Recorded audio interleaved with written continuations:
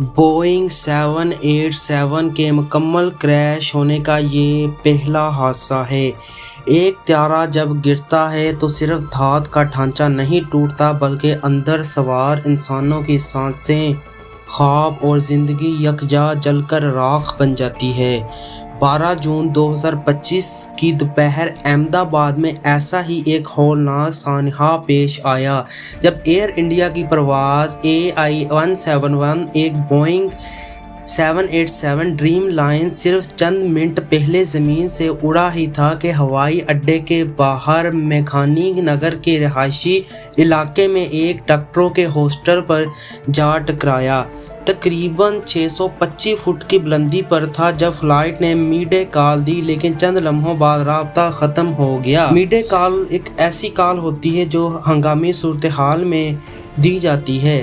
Crunching دھات اور آگ کے بیچ سے اٹھتی چیخوں کے مناظر انتہائی دل دہلا دینے والے تھے۔ تصویری فوٹیج میں دیکھا جا سکتا ہے کہ طیارہ ہوسٹل کی چھت سے اندر گرا اور ایک زبردست دھماکے کے ساتھ بھڑک اٹھا۔ سیاہ دھواں کے کلاؤڈز نے پورے باہر کا منظر گھیر لیا۔ آگ کے شعلوں نے طیارے کے اندر سوار انسانوں کو آہستہ آہستہ راکھ بنا دیا۔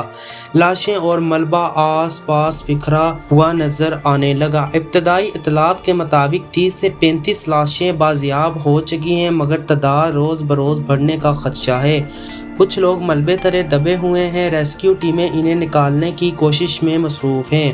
طیارے پر 242 مسافر سوار تھے، 230 مسافر 12 میں عملہ جن میں 169 بھارتی، 53 برطانوی، 60 پرتگالی اور ایک کینیڈین شامل تھا۔ سابق گجرات کے وزیر اعلیٰ وجے روپانی بھی اس پرواز کا حصہ تھے۔ وزیر اعظم نریندر مودی نے اسے لفظوں میں بیان سے ماورا دل دہلا دینے والا سانحہ قرار دیا، جبکہ برطانوی وزیر اعظم کیئر سٹارمر نے بھی اپنے رخصت شدہ خاندان کے بارے میں افسوس کا اظہار کیا۔ حادثے کے بعد ایمبولینس اور فائر بریگیڈ کی گاڑیاں بروقت پہنچ گئیں اور احمد آباد ایئرپورٹ پر تمام دروازے معطل کر دی گئیں۔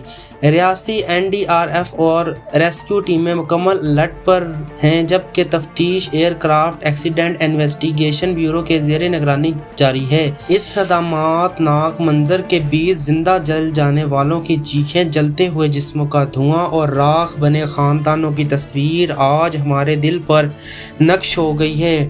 ماں اپنے بیٹے کی غلط شناخت کے صدمے کے ساتھ گھٹ گھٹ کر رہ جائے گی، بیوی اپنے شوہر کی لاش کی شناخت کے لیے جلی ہوئی ہڈیاں دیکھ رہی ہوگی، بچے بغیر ماں باپ کے ماتم کدے میں رہ گئے۔ یہی وہ حقیقت ہے جسے الفاظ میں بیان نہیں کیا جا سکتا۔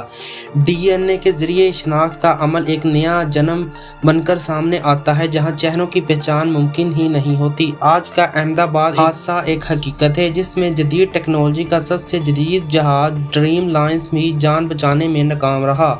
ہو سکتا ہے تفتیش ظاہر کرے کہ تکنیکی خرابی، پائلٹ کی غلطی یا کسی اور وجہ نے یہ المیہ جنم دیا، مگر جو انسانی نقصان ہوا وہ ناقابل واپسی ہے۔